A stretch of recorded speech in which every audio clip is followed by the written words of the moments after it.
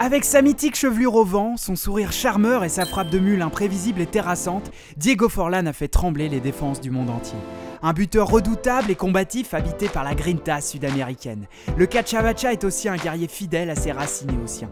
Pied droit, pied gauche, capable de marquer dans n'importe quelle position, son sens du jeu et du but lui auront permis de se hisser au sommet du football mondial et une demi-finale de Coupe du Monde dans une année 2010 qui marquera son apogée sportive. Retour sur le parcours du canonnier de Montevideo, devenu l'ambidextre uruguayen le plus fameux des années 2000. Abonne-toi à Megafoot, le meilleur du foot en vidéo. Le foot chez les Forlán est une affaire de famille. Avec un grand-père ancien sélectionneur de l'équipe nationale uruguayenne, vainqueur à 2 reprises de la Copa América, et un père ancien joueur de la mythique équipe du Peñarol des années 60, triple vainqueur de la Copa Libertadores, Diego a de qui tenir. Mais le premier amour du blondinet n'est pas le ballon. D'abord passionné de tennis, il s'imagine faire carrière dans ce sport individuel, plus mineur dans son Uruguay natal. Le football le rattrape à 11 ans. Sa sœur est grièvement blessée dans un accident de la route et voit son petit ami perdre la vie. Elle ne retrouvera pas l'usage de ses jambes. Le petit Diego lui fait alors la promesse de veiller sur elle. Il va devenir footballeur pour gagner suffisamment d'argent et lui offrir la belle vie qu'elle mérite. Derrière la rage affichée de Diego Forlán sur les terrains se cache une bête blessée, revancharde, portée par une quête intime et altruiste. Mais la route promet d'être longue pour tenir sa promesse. À 16 ans, il tente un premier exil européen pour une destination, disons, pas tellement tropicale. Il débarque sous la neige en Lorraine pour un essai à l'AS Nancy, alors entraîné par Laszlo Bologna. 2 mois qui ne conduisent à rien de plus qu'un rejet. Il lui manque un brin de niaque, dira-t-on. Le foot français laisse échapper le canonnier. Diego reprend la route en sens inverse direction l'Argentine. Il s'engage dans les équipes de jeunes du CA Independiente sur les traces de son grand-père, ancien joueur du club. L'expérience est cette fois une pleine réussite, il ne tarde pas à se montrer et à intégrer l'effectif professionnel. L'appétit du but grimpe en lui et les stats ne tardent pas à s'affoler. À 19 ans, il marque 7 buts en 24 apparitions. Il continue sur sa lancée et pendant 3 ans fait trembler les filets en Primera División. Son bandeau dans les cheveux pour se garantir une vision du but parfaite et son efficacité cruelle inspire aux supporters argentins le surnom qui lui collera à la peau par la suite. Le Cachavacha, en hommage à une sorcière diabolique du même nom d'une série d'animations argentines, Les Aventures de Hiritus. Cette fois, c'est l'Europe qui fait le trajet pour toquer à sa porte. Le grand Manchester United de Sir Alex Ferguson s'annonce comme un prétendant pour le jeune buteur à la dernière minute après que Forlán ait pris la route pour négocier son contrat avec Middlesbrough. En échange de 11 millions d'euros, Forlán débarque en Première Ligue, plein d'enthousiasme et d'ambition pour rejoindre le grand Man U. Ferguson lui donne vite sa chance. Trop vite, peut-être. Seulement 7 jours après son arrivée au club, il entre sur le terrain en fin de match contre Bolton Wanderers. C'est un autre monde, un autre foot qui se dresse face à lui, un mur d'expérience et de concurrence. Sans marquer de but au cours de ses 26 premiers matchs, toutes compétitions confondues, il reste dans l'ombre derrière le duo Van Nistelrooy et Solskjaer. En fin de match, un soir de Ligue des Champions, il marque son premier but sur un pénalty anecdotique contre le Maccabi Haïfa après 27 rencontres sous le maillot mancunien. Mais malgré son mutisme en championnat, il débute avec la Céleste en 2002 à l'occasion de la Coupe du Monde en Corée du Sud. Un rendement insuffisant, une route barrée par des buteurs cliniques et aguerris, Forlán ne connaîtra pas la gloire en Angleterre. Il aura tout de même droit à sa chanson après avoir claqué un retentissant doublé contre le rival Liverpool pour offrir la victoire aux siens le 1er décembre 2002. Diego, avec ses célébrations rageuses et sa débauche d'énergie, il ne laisse pas insensible. L'histoire retiendra aussi son coup d'éclat singulier le 2 novembre de la même année contre Southampton. D'une frappe flottante, il permet aux siens de passer devant au tableau d'affichage. À son habitude, il retire son maillot dans la rage et la folie de sa célébration. Problème, impossible de le remettre.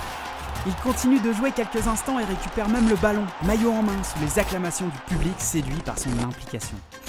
2 saisons au goût d'inachevé plus tard, un certain Wayne Rooney débarque chez les Red Devils et complique un peu plus les affaires du Cachavacha. Des buts, oui, des beaux buts, oui, mais pas suffisamment. Forlán quitte l'Angleterre pour rejoindre l'Espagne, une nouvelle terre d'accueil. Il signe à Villarreal et trouve d'entrée le chemin des filets contre Valence. Sous les ordres de Manuel Pellegrini, il rugit de nouveau. Un appétit de compétition retrouvé, une fin de but et de ballon, le canonnier de Montevideo rayonne enfin. Il affole toutes les défenses de Liga. Même le grand Barça ne résistera pas. Il claque un triplé au Camp Nou en fin de match pour s'adjuger le Pichichi, titre de meilleur buteur du championnat avec 25 réalisations et partager le soulier d'or européen aux côtés d'un certain Thierry Henry. Dans son sillage, c'est tout un club qui marche sur l'eau et se qualifie pour la phase finale de Ligue des Champions pour la première fois de son histoire. Villarreal réalise une saison européenne dantesque en atteignant les demi-finales. Forlán, plus discret devant le but, s'insère dans le collectif. Associé à Juan Román Riquelme sur le front de l'attaque du sous-marin jaune, il forme une paire d'attaquants mythiques. Forlán entre dans la légende du club en devenant son meilleur buteur en 3 saisons seulement avec 54 buts. À l'été 2007, l'Atlético Madrid voit en Forlán le remplaçant tout trouvé de Fernando Torres, tout juste parti pour rejoindre Liverpool. L'Uruguayen débarque dans la capitale espagnole contre 21 millions d'euros, des défis à relever plein les poches. Rapidement à l'aise sur le front de l'attaque avec 23 buts au cours de la saison, c'est lors de sa 2e saison qu'il marque les esprits. Son duo avec Sergio Agüero fait des ravages. Forlán plante à tout va et dans toutes les positions, 32 buts en 33 matchs. Une performance colossale pour un 2e soulier d'or, de quoi mettre l'Europe du foot à ses pieds. Le Real et le Barça le veulent, les négociations durent et malgré une offre de 40 millions sur la table des Colchoneros, Forlán ne partira pas. Une nouvelle plaie à vivre dans le cœur. Diego démarre l'exercice 2009-2010 timidement, loin de s'imaginer qu'il s'apprête à vivre une fin de saison fantastique qu'il inscrira en grosses lettres dans les plus belles histoires du foot. Avril 2010, Forlán devient l'homme clé de la double confrontation des Colchoneros contre Liverpool. Il marque les 3 buts de son équipe pour les hisser en finale de C3. 12 mai 2010, finale de l'Europa League contre Fulham. Il inscrit un doublé victorieux pour offrir la première C3 de son histoire à l'Atlético Madrid. Homme du match, il conclut sa saison de la plus belle des manières. Avec 28 buts toutes compétitions confondues et 6 sur la scène européenne, Forlán se tourne vers la Coupe du Monde sud-africaine, le moral gonflé par une saison accomplie. Avec le maillot de la Céleste, Forlán se distingue un peu plus aux yeux du monde. Maître à jouer d'une équipe uruguayenne sans réelle certitude, il joue en soutien du duo composé par Cavani et Suarez, encore tous deux jeunes joueurs. En meneur de jeu, Forlán entraîne avec lui une équipe qui monte en puissance et séduit le public par sa fraîcheur. Auteur de 5 buts au cours de la compétition, dont 3 en dehors de la surface, un record, Forlán emmène son équipe jusqu'en demi-finale avec ses gestes toujours plus spectaculaires et élégants. Il marque même le but égalisateur dans ce match décisif contre les Pays-Bas qui tournera finalement à leur désavantage. Il éclabousse la compétition une dernière fois lors de la petite finale d'une reprise de volée somptueuse et en livrant un match XXL offensivement. La Céleste s'incline malgré tout contre une Allemagne plus efficace. Diego est élu Ballon d'Or de la compétition. Impressionnant sur le terrain par son volume, sa justesse et sa vision du jeu, en ce début 2010, c'est l'apogée du Cachavacha. Un joueur au sommet de sa carrière et de son football, autant en club qu'en sélection. Difficile de conclure de si belles histoires. Pourtant, Diego, le passionné de Montevideo, se doit de relever un dernier défi. Après une expérience décevante de 2 saisons à l'Inter Milan et un voyage exotique au Japon, il rejoint le club uruguayen de Peñarol comme un dernier clin d'œil pour sa famille. Il y soulèvera le dernier trophée de sa carrière de joueur, un titre de champion d'Uruguay, au plus près des siens, comme pour aller jusqu'au bout de ses promesses et convictions. On retiendra de lui ses célébrations communicatives et sa spontanéité spectaculaire, ses frappes flottantes, imprévisibles et bien sûr sa belle chevelure d'or. Merci d'avoir regardé notre vidéo. N'hésite pas à laisser en commentaire les souvenirs que tu gardes du canonnier de Montevideo.